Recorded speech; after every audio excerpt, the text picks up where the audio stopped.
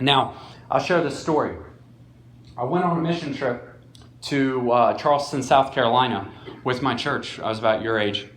And there was a little boy. What Mission Fuge did is we went to an inner city area and we helped out. Whether that be putting a roof on a house, painting fences, what I always try to do, play with the kids, right? Because I like kickball and stuff. So I always try to position myself in the recreation group. And fortunately, I landed in recreation. Well, I'm playing, and there was a little boy named Ahmed. Now, Ahmed did not have parents. Ahmed was raised by his grandmother, who he said was never home. Now, as I'm playing with Ahmed, all day, we got there at like 8 in the morning, and we left at like 4. We will get lunch, okay, as the camp counselors, we would get lunch. We would have to go away from all the kids, though, and eat it in the back of the church vans because they didn't want us eating in front of the kids. Well, Ahmed all day had told me how hungry he was. You know, my man, we're trying to play kickball, and my man's holding his stomach. He doesn't want to play. He said he's hungry. So, despite going against camp rules, I took my lunch, put it in my pocket after our lunch break, got back to Ahmed, gave him the bag. Ahmed takes the bag, puts it in his pocket, and starts to walk away.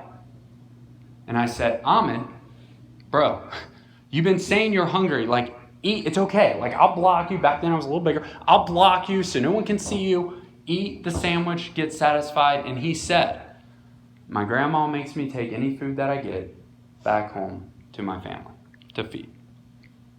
It put a lot in perspective for me. But here's the thing, guys. Here's a big twist. I heard that story from my good friend Zach on the mission trip. That didn't happen to me. But what did I do? I heard that story of my good friend Zach with Ahmed, and I thought, that's a compelling testimony. That is heartbreaking. That is heart-touching. I'm going to take that story and use it as my own. And so I would tell people that this is how simple, this is how wrong I was. I would tell people that story as if it happened to me. And so my third takeaway to you guys is have your own testimony because it's beautiful. Whatever God is doing in your life, to you, is for a purpose and a reason. That was Zach's story. I had to get my own. So have your own testimony.